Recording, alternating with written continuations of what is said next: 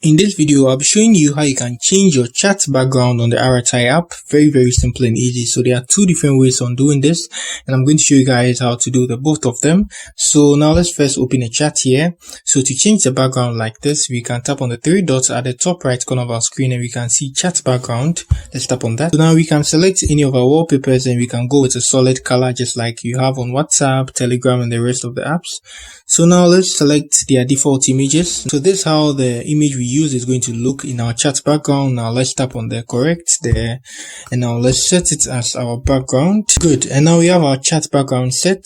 So now let me show you guys the second way in which you can do this. So now let's come back here and let me show you guys. So on here you need to move to your settings. So you tap on the hamburger menu top left corner of your screen, move to your settings. Good. And now we move to appearance here. Let's scroll up and then we tap on the appearance there. You can see chat background here. Tap on that. Good. And you can do the same thing too on here too as well. Yeah, you can see this here. You can select an image of your choice and they are good to go. So that's it on how you change your chat background on the Arattai app. If you are new here, give me a like, subscribe to my channel. Peace.